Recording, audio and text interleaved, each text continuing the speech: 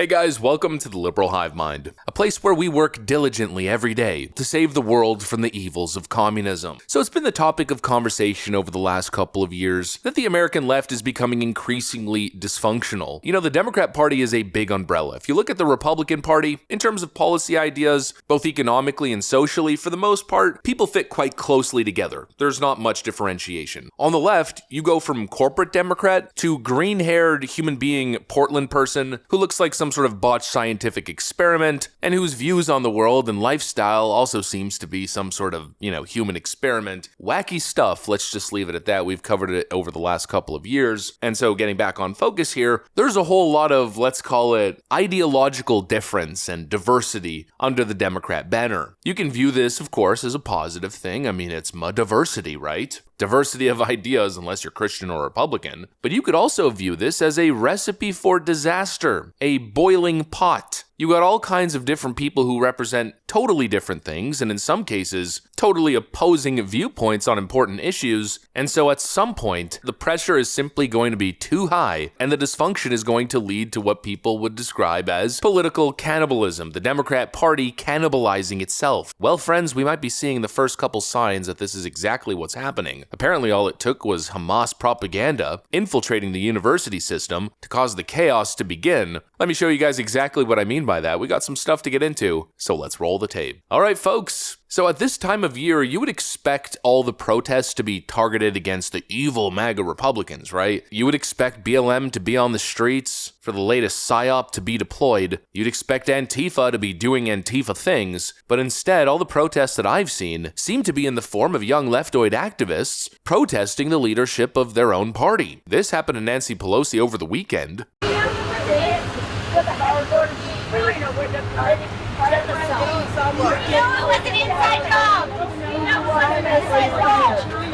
Most of your constituents block beside you. Stop the genocide. Stop the Holocaust. The Democrats want the ceasefire. The Democrats want the ceasefire. The Democrats want the ceasefire. Democrat politicians are being accosted pretty much wherever they go. Usually, these Democrat environments, these big blue Democrat cities are their safe havens where they can parade around and pretend as if the people are behind them, where they can do their little softball media interviews, and even sometimes events and town hall style events without much issue or confrontation. But now, as we're seeing, these Democrats can't go anywhere. Joe Biden's faced a similar issue.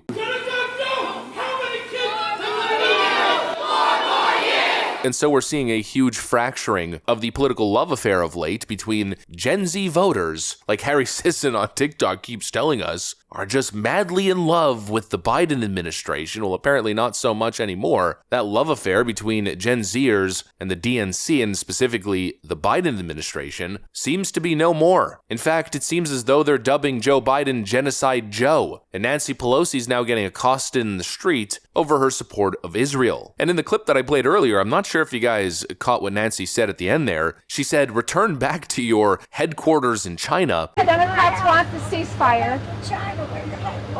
Her implication is now that young Gen Z American millennial voters and Gen Z voters are actually CCP agents, shills, who need to report back to Xi Jinping at the Chinese headquarters. Now, that's an interesting turn. I do have to admit that she kind of raises a decent point. A lot of these young voters do seem to be promoting Chinese propaganda as of late. Although I think for the most part it's unknowingly. They're simply victims of a Yuri Bezmenov demoralization information warfare operation. But what Nancy Pelosi is saying is that these people are knowing agents, spreading propaganda. And it's funny because she's telling these kids go to the Chinese headquarters, but the night prior I think she was on CNN or MSNBC, and at that point she was making the argument that these young leftists were actually Russian spies. They're in front of my house all the time. So I have a feeling for what feelings they have. But we have to think about what we're doing. And what we have to do is try to stop the suffering in Gaza. This is women and children, people who don't have a place to go. So let's address that. But for them to call for a ceasefire is Mr. Putin's message. Mr. Putin's message. Make no mistake, this is directly connected to what he would like to see. Same thing with Ukraine. It's about Putin's message. I think some of these protesters are spontaneous and organic and sincere. Some, I think, are connected. to Russia. Don't you find it funny how Democrats just say things? And it's so funny how they always default to the same talking points. Anybody protesting us is a Russian bot. Anybody protesting us is a CCP agent. They're such quick go-tos for leftists that I guess you lose track, and one night you call your detractors Russians, the next night you call them Chinese. I mean, totally ridiculous. They simply never learn. In 2016, Hillary Clinton called Republican voters deplorables. It didn't land well at all. It might have even cost her the election. We talked about that the other day and how Democrats are repeating the same mistakes now with the whole ultra-MAGA nonsense and the attempted demonization of Trump supporters. It reads as divisive, slanderous, and unkind. Some people take it as an insult. You could have middle ground voters who might be considering to vote for Donald Trump, and now all of a sudden they're a deplorable, irredeemable. Not exactly a good campaign strategy. Nancy Pelosi the other day said, "We're in an election season. It behooves us to act with respect." We have people who don't want to believe the truth for whatever attitudes they have otherwise.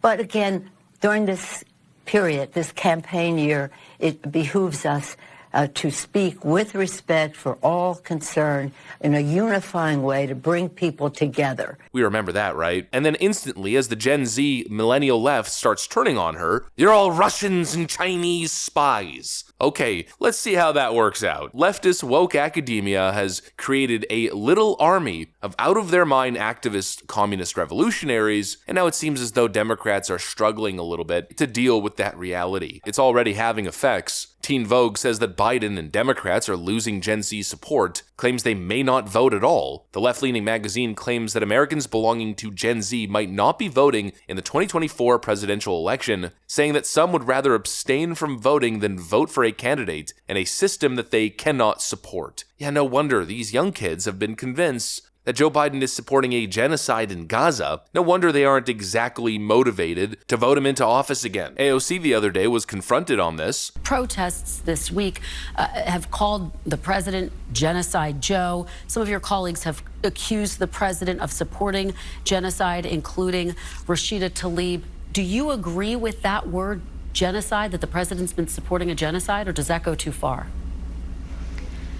I think what we are seeing right now throughout the country is that young people are appalled at the violence and the indiscriminate loss of life, that Israel has a grave responsibility to prevent genocide. But they're still determining whether it's a genocide. Do you think that they are still determining given that it's still under investigation?